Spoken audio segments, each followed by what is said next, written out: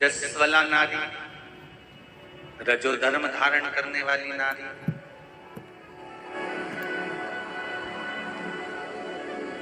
पांच दिन, 4 दिन, 3 दिन, 7 दिन बन सके, जितना बन सके, क्योंकि आज के जमाने में बाहर सिटियों में, बाहर शहरों में बहुएं रहती हैं, घर में केवल पति है, पत्नी है, छोटे बच्चे हैं, काम कौन करे।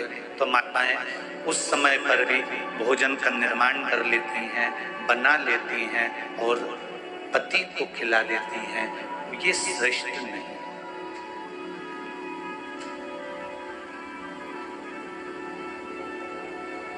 रजो धर्म के समय में,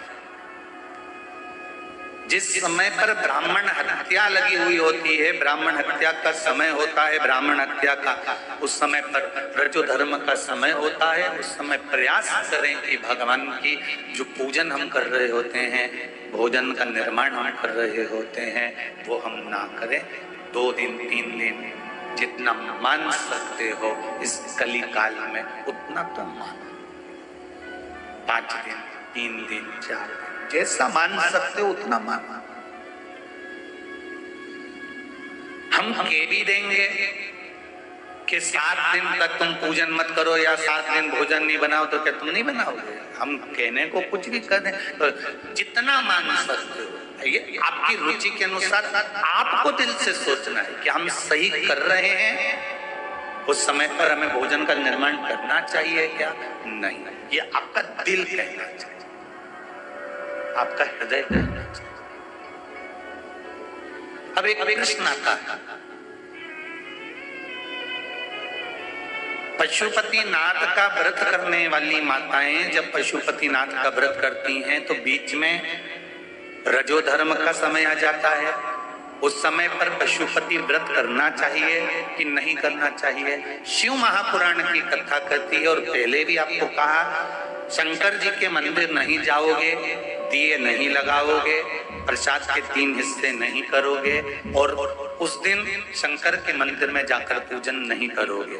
हाँ, व्रत रखना पड़ेगा। एक समय भोजन जो आप करते आए हो, ये हो सकता है कि शाम का भोजन तुम सुबह कर सकते हो, पर नियम उसका क्रम न टूटे, इसलिए व्रत रखना जरूरी होता है, उसमें पूजन नहीं। अब एक प्रश्न और खड़ा हो जाता है, शायद कल के उस पृष्ठ पर होगा, ध्यान नहीं आ रहा है, कि रजो धर्म के समय पर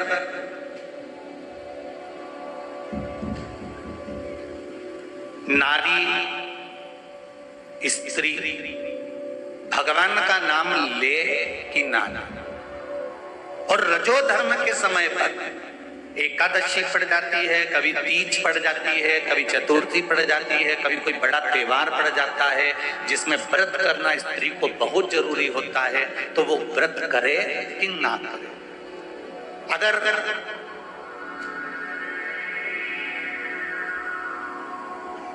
उमा संहिता को देखा जाए तो उमा संहिता को अगर हम पढ़ते हैं तो उसके अंतर्गत आपको अगर वर्णन मिलेगा तो उसमें ये लिखा हुआ है कि नारी का रजो धर्म के समय पर यदि कोई व्रत करता है और व्रत का उपवास करना जरूरी होता है तो नारी उस व्रत को कर सकती है। इसका फल मिलेगा कि नहीं मिलेगा?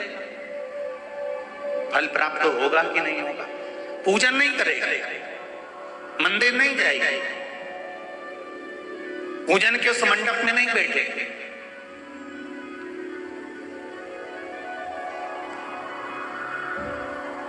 पर यदि व्रत धारण कर लेती है और व्रत धारण करने के बाद में जब उसके 7 दिन पूर्ण हो जाते हैं, तो 7 दिन पूर्ण होते से भले उसकी जेठानी ने पूजन करी, भले उसकी देवरानी ने पूजन करी, भले उसके परिवार वालों ने पूजन करी, ननद ने पूजन करी, उसने पूजन नहीं करी, पर उसने व्रत धारण करा है, और व्रत धारण करा तो 7 दिन जैसे पूर्ण होते हैं, परिवार का व्यक्ति जिस तीज की पूजन को, चतुर्थी की पूजन को, छठ की पूजन को, सप्तमी की पूजन को, नवमी की पूजन को कर रहा होता है, उस पूजन का फल 7 दिन बाद इसके खाते में भी आ ही जाता है, अगर व्रत रखती है।